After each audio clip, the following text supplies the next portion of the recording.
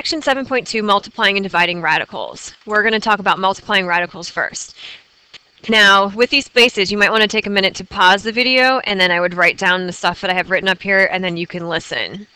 So to multiply radicals, they must have the same root.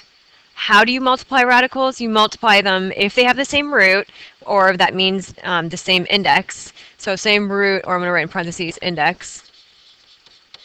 Then you multiply the number underneath the radicals, and then you simplify it.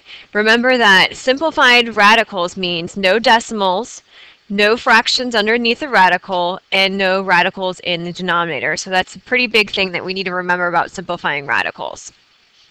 If I look at this first example, notice that the index, when it's not written, is 2. So in this case, we have the square root of 2 times the square root of 8. Since the index is the same, we can go ahead and multiply what's underneath the radicals together. So this is the square root of 2 times 8, and the square root of 2 times 8 is equal to the square root of 16. And we know the square root of 16 is a perfect square, and that is equal to 4.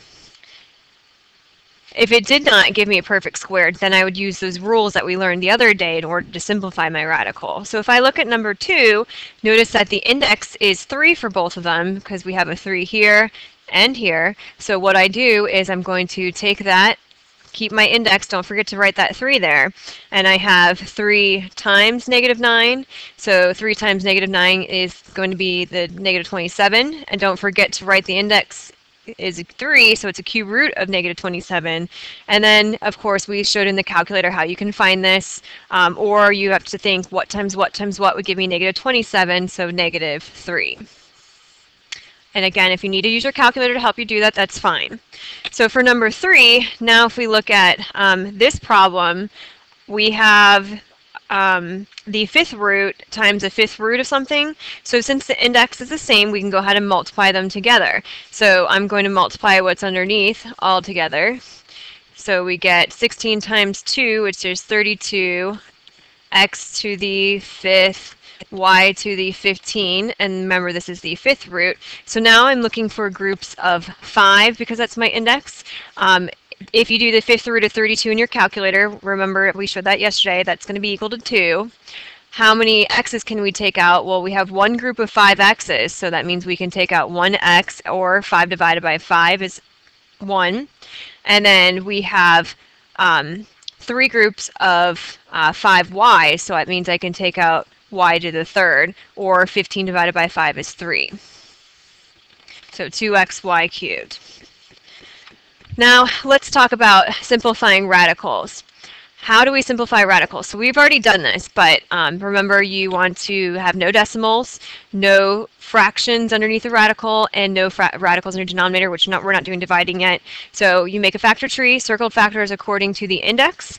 Circle go outside the radical, uncircled stay underneath, multiplied underneath your radical. So if you look at number 1, we have the square root of 72 x to the 3rd. So the index here is 2, even though it's not written. Now 72, the square root of that, doesn't give me anything nice. That means I need to make a factor tree. Now it doesn't matter what numbers you pick. Usually people try to look for perfect squares, or you can do, like I said, pick any number. So I'm going to do 9 and 8. And I know that 9 is a perfect square, which is 3, or if I want, I can break it down 3 and 3. 8 breaks down into 4 times 2, and this breaks down into 2 times 2. So I'm looking for groups of 2 because my index is 2. So I have a group of 2 3s and a group of 2 2s. So that means on the outside of my radical, I know I'm going to have 2 times 3, because you always multiply the numbers. And then underneath the radical, I have leftover right here. This one was not circled, so that stays underneath. So that would be 2. Now if I look at my x's, I have 3 x's. So if I wanted to, I could write out x times x times x. I have one group of 2 x's. That means 1 goes on the outside while 1 stays underneath. And then if I simplify this, 2 times 3 is 6x times the square root of 2x. And that would give me my solution. So then if you look at number 2, the difference with this problem is that we have numbers on the outside. And we're multiplying 2 radicals. So the 2 radicals have the same index, so that means we can multiply them underneath. So 8 times 3 would be on the outside. and then I have the square root of 6 times 4. So then if I do this, I get 24 root 24. The square root of 24 is not a perfect square, so that means I have to use my factor tree in order to break it down. So we already know this is 6 times 4, and this breaks down into 2 times 3, and this one is 2 times 2. So this right here would give me a group of 2 2s that I can take out. 2 and 3 don't have any groups of 2, so they're going to stay underneath as 6. So when we simplify this, we have 2 on the outside times 24 times the square root of, and then remember we said that 2 times 3 was left underneath, so 6. And 24 times 2 gives me 48 root 6. So let's look at number 3. Let's see, I would pause the video and see if you can do this one on your own and then unpause it. For number 3, we do the same thing. We have the same index, which is 2, so then I'm going to multiply what's underneath. So when I do that, I get the square root of 50. And remember when we multiply variables, you add the exponents if they have the same base. So this would be a to the 3 plus 2, which is a to the 5th. And then you have b to the 2nd power, because this is b to the 1st plus b to the 1st. So 1 plus 1 is 2. And then c squared. And then because the square root of 50 is not a perfect square, that means that I want to use my factor tree to find groups of 2, because the index is 2. So this would be 5 times 10, and this breaks down into 5 times 2. So that means right here I have a group of 2 5s, so that means one of those goes on the outside. Notice the 2 is uncircled, so that stays underneath the radical. So I get 5, and let's do the variables before we do our radical. So index is 2. If I have a to the 5th, that means that I can take out a squared. B to the 2nd means I can take out 1b, because that's a group of 2 b's and a group of 2 c's, so this would be b, c. And then underneath my square root, I'm left with 2, and then I know that a squared, 2 times 2 would be 4. That means I have 1 left over. Or if it helps to write it all out, a 5 times, you have 1 group, 2 groups, that's why it's a squared on the outside, and 1 left underneath the radical that's uncircled.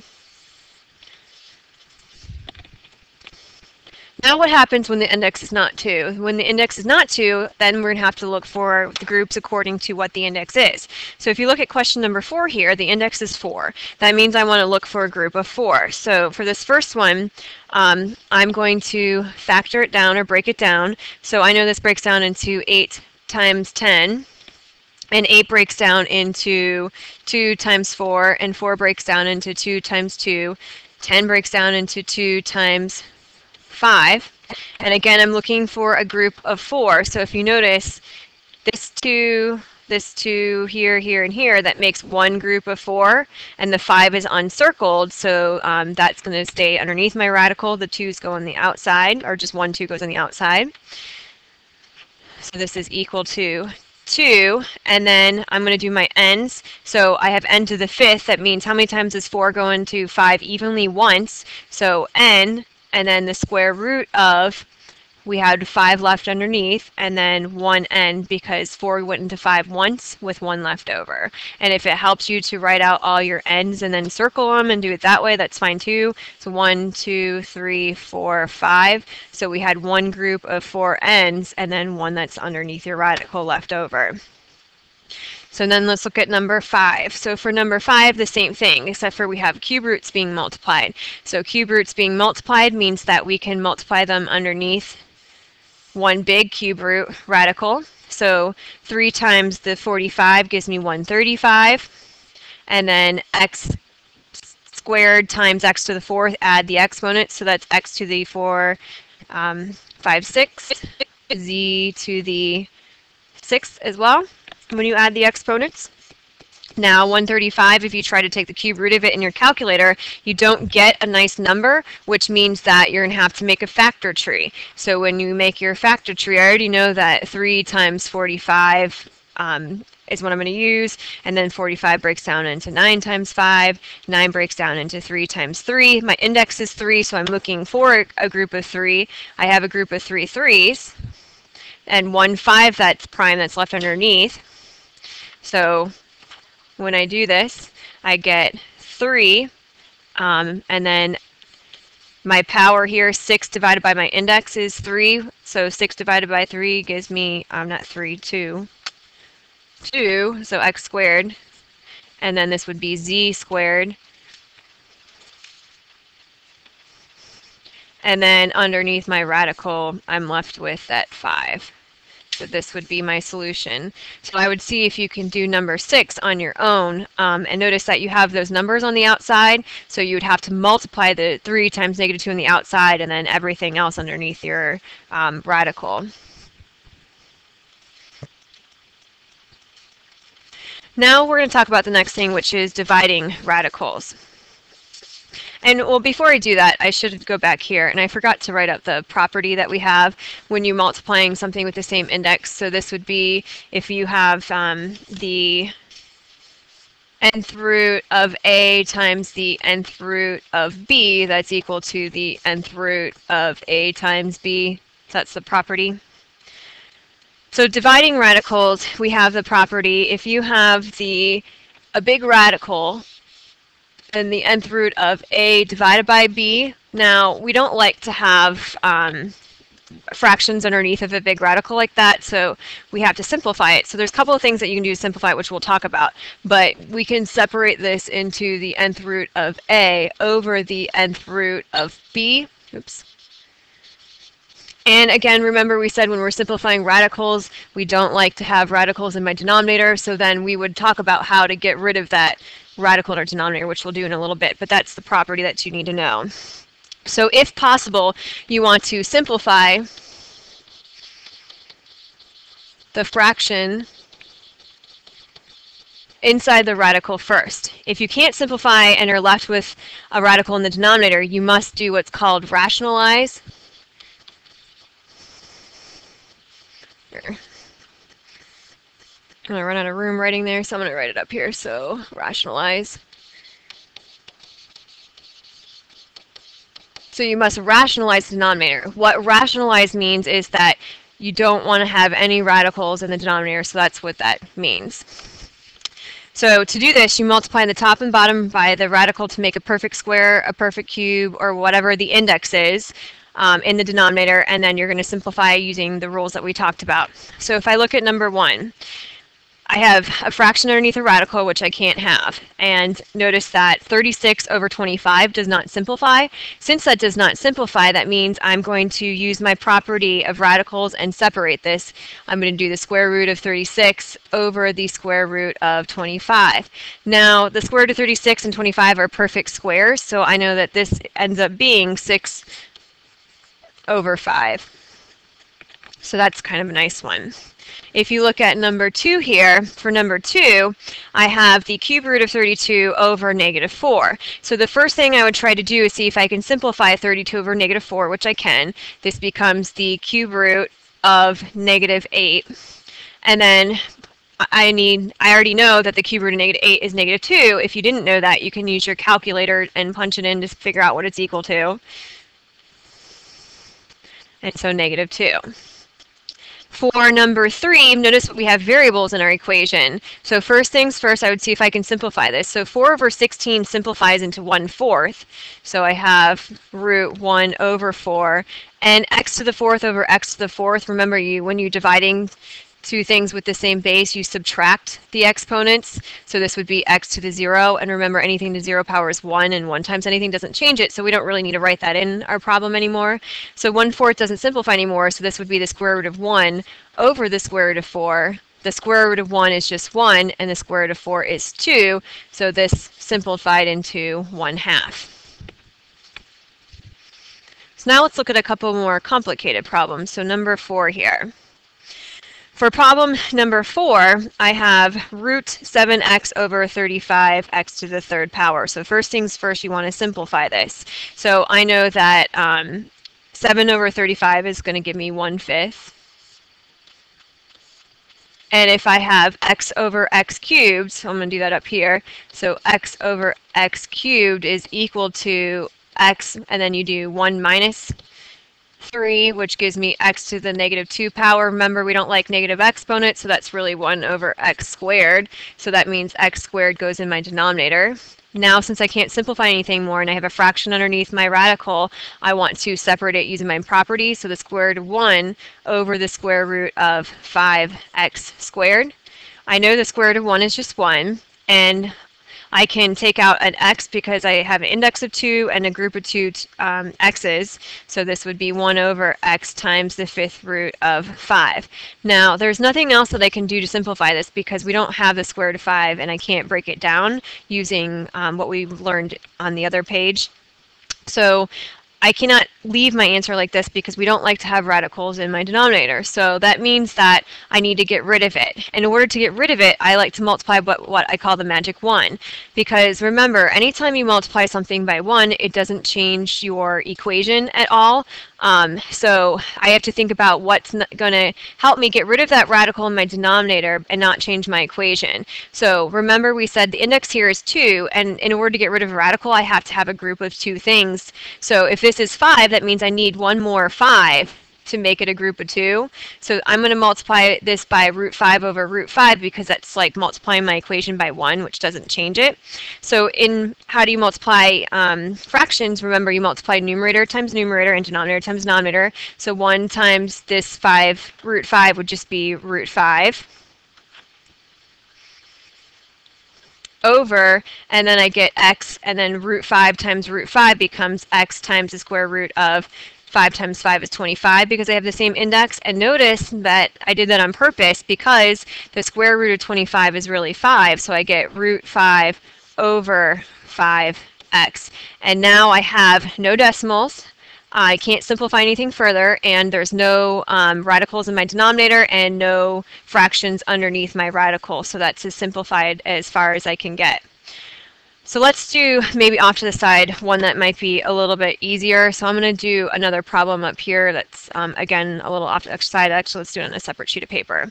If I have 1 over the square root of 3.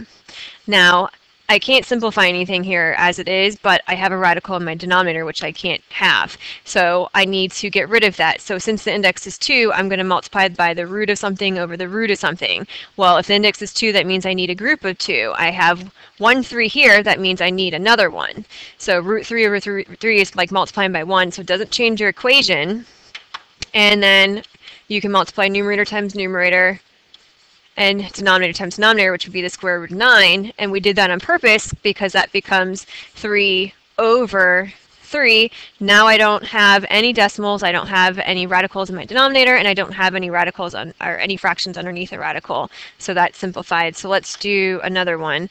Let's say instead that we had a cube root of something. So let's say I had 1 over the cube root of 3 instead. Now, my magic 1 is not going to be root 3 over root 3. It has to be the cube root over the cube root because remember, you can only multiply radicals with the same index. And since the index is 3, that means I'm looking for a group of 3 3s in this case. So I'm going to multiply by 2 more 3s. So 3 times 3, and 3 times 3 is 9. So I could have really written 9 right here if you want to. So in my numerator, then I end up with the cube root of 9, which doesn't simplify, over the cube root of 3 times 3 times 3, which is 27. And that gives me the cube root of 9 over 3, which we did on purpose, and then this would be my simplified answer. So let's do one more. Let's say I had 1 over the 4th root of 2. So if I have 1 over the 4th root of 2, I'm going to multiply this by my magic 1, which has to be a 4th root over a 4th root. Since it's a 4th root, I need a group of 4 2s. I have 1 here, which means I need 3 more. So 2 times 2 times 2 times another 2 would give me 4 2s. So 2 times 2 is 4, and 4 times 2 gives me 8. And you can put that there, or you could put 8 right here if you wanted to. So this times this gives me my numerator, the 4th root of 8, which does not simplify, over the 4th root of 16. And we did that on purpose because the 4th root of 16 gives me 2 for my answer. and then this would be my simplified version. So that's what we're doing when we're rationalizing our denominator. So let's go back to that paper that we had. If I look at question number 5 here then, now notice that I can't simplify anything. I have the cube root of 5x squared. So I need to multiply this by the magic 1 to rationalize my denominator. So what is that magic 1? It has to be the cube root of 3 over the cube root of 3. So I have 1 5. That means I need 2 more. And 5 times 5 is really 25, so I'm just going to write that there. And I have 2 x's, that means I need 1 more. And so that's what I'm going to multiply my numerator and denominator by. So my numerator, I get the cube root of 25x, which does not simplify, over, in my denominator, 5 times 5 times 5 would actually be the cube root of 125, and then x squared times x would be x cubed.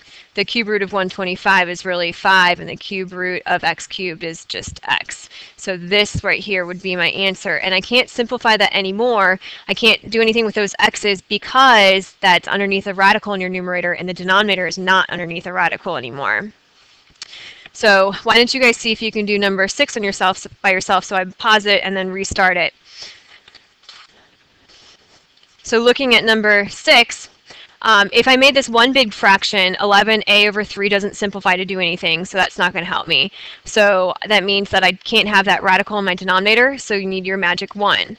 So what would be the magic 1 here? I need a square root and a square root because it's a square root here, and that means that I need I have 1 3 and I need 1 more to make a group of 2. So my magic 1 in this case is going to be root 3 over root 3. Remember, multiplying by 1 doesn't change your equation. So if you have radicals with the same index, you can multiply them underneath.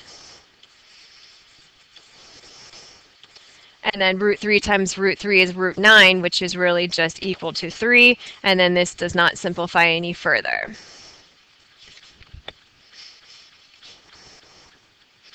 Okay, so let's go ahead and go to, instead,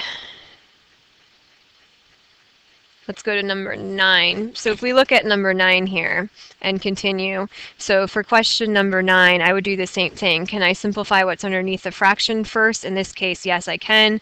186 over 6 gives me 31, so this becomes the square root of 31. X over x to the 4th would be x to the negative 3 when I subtract the exponent, so that means it goes in my denominator. And for this one, I can't simplify that any further, so I'm going to make this the square root of 31 over the square root of x to the 3rd. I can simplify the square root of x to the 3rd because I need a group of 2 that I can take out, which I have. So this becomes root 31 over x times the square root of x. I still have a radical in my denominator, which I can't have. That means I need to multiply this by my magic 1, which would be root over root. I have 1x here. I need 1 more to make a group of 2. So I'm going to multiply by root x over root x. When I do that, in my numerator, I get the square root of 31x over, and then this times this gives me root x squared, which is really just x. So then I have x times another x, which gives me x squared in my denominator. I can't simplify that any further, so this would be my solution. So I'm going to give you the answers to 7 and 8, and I would try to see if you can do those on your own. So the answer to number 7 is the square root of 4x squared over 2x, and the answer to number 8 would be the cube root of 75ab squared over 5ab. And again, the main thing to remember is what you need to do in order to simplify these radical equations. So remember, simplifying radical equations means no decimals. It also means no fractions underneath the radical and no radicals in your denominator.